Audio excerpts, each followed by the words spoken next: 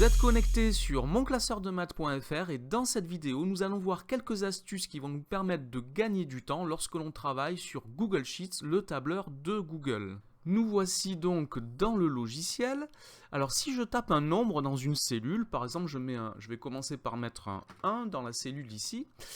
Si j'attrape, donc si je me mets dans la case est entourée en bleu ici, et puis il y a un petit carré bleu dans le coin en bas à droite de la cellule, ça s'appelle la poignée. Si je tire la poignée vers le bas, ou si je la tire vers la droite, ça recopie le contenu de la cellule dans les cases qui sont adjacentes. Alors, par contre, si après le 1, je tape un 2 ici dans la cellule en dessous, que je sélectionne les deux cellules, j'attrape la poignée et je la tire vers le bas en maintenant enfoncé. Qu'est-ce qu'il fait? Il continue à compter ici. Donc il compte de 1 en 1 puisque j'avais mis 1 et après le 1 j'avais mis 2. Si je compte, si après le 1 je mets un 3 par exemple, il va compter. Donc pareil, je sélectionne les deux cases, elles sont en bleu, je prends la poignée ici et je la tire vers la droite. Il compte de 2 en 2, 1, 3, 5, 7, 9, etc. Si je mets par exemple après le 5, je mets un 10 par exemple, vous comprenez qu'il va compter de 5 en 5 si j'étire la formule ici. Donc le fait ici, on a un remplissage qui se fait automatiquement qui peut être très pratique. On va le voir après, on va faire des tables de multiplication par exemple, mais si on a des nombres à recopier, des lignes à numéroter, ça peut être très pratique d'utiliser ceci plutôt que de taper toutes les lignes, les numéros de chaque ligne à la main. Alors il fait ça avec les nombres, mais pas seulement. Si je prends maintenant la réalisation d'un calendrier par exemple, les jours de la semaine, si je tape lundi, je sélectionne la case, je prends la poignée de la cellule en bas à droite, si je tire, il continue les jours de la semaine, lundi, mardi, mercredi, jusqu'à dimanche, et il recommence. Je peux le faire horizontalement ou verticalement. Pareil avec les mois de l'année.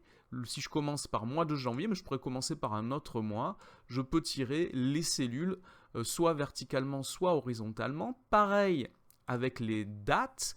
Par exemple, ici, j'ai mis le jour de Noël 2019, le 25/12, c'est-à-dire 25 décembre 2019. Si je sélectionne la case, je sélectionne la poignée en bas à droite, je clique dessus et je tire vers le bas, je vois qu'il continue 26 décembre 2019, etc. Après le 31 décembre, il compte bien 1er janvier 2020, 2 janvier, etc. On peut faire pareil avec des heures, donc ça je peux le faire horizontalement aussi, ça marche très bien. Pareil avec des heures, donc 082.00, c'est le format de l'heure pour le logiciel. Si je tire vers le bas, il compte 9h, 10h, etc. Alors si je veux compter, par exemple, si je veux faire un emploi du temps, quart d'heure par quart d'heure, si par exemple je tape 8 2.15, donc il comprend que ça c'est 8h15. Si je sélectionne les deux cases ici et que je tire vers le bas, il continue à compter 2 quarts d'heure en quart d'heure, 8h15, 8h30, 8h45, 9h, 9h15, etc. Donc on peut changer le pas par lequel on change l'étape suivante. Donc ici de quart d'heure en quart d'heure, mais j'aurais pu faire toutes les 10 minutes, toutes les demi-heures, etc. Donc ça c'est pour toutes les fonctions qui servent au calendrier ou à un emploi du temps. Évidemment, ça marche ici pour l'heure horizontalement également. Maintenant, si je veux faire des listes numérotées, par exemple un tableau de notes, j'ai l'élève 1, l'élève 2, etc. Donc si je tire vers le bas, il comprend que c'est numéroté et qu'il faut suivre l'ordre. Pour les notes, pareil, j'ai commencé par note 1 et je continue ici, note 2, note 3, note 4. Donc à chaque fois que j'ai un mot suivi d'un nombre, il va continuer à compter à partir de ce nombre. Par exemple, si j'ai un emploi du temps avec des participants qui sont numérotés, ici, si je tire la poignée vers le bas, il continue à numéroter les participants. Et ici, il va continuer à numéroter les jours. Alors évidemment, ça ne marche pas avec des noms de participants, il faut que j'ai un mot avec un numéro derrière. Alors maintenant, on va réaliser des tables de multiplication. Donc j'ai déjà commencé. Donc table de 1, ce sont des mots avec un numéro. Donc si je tire ici, je vais avoir la numérotation qui continue. Alors je vais aller jusqu'à 10. Fois 1, alors j'ai utilisé la lettre X pour le fois ici. Donc fois 1, pareil, c'est une lettre avec un chiffre derrière. Donc lui considère que c'est un mot.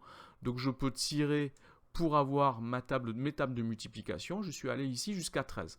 Par contre, le 1, si je le tire, ça ne marche pas parce qu'il faut lui dire de combien en combien je compte. Donc je vais mettre le 2. Donc pour la table de 1, je compte de 1 en 1 et je vais tirer. Donc je sélectionne les deux cases, 1 et 2, et je tire vers le bas. Donc là, j'ai la table de 1 jusqu'à 13.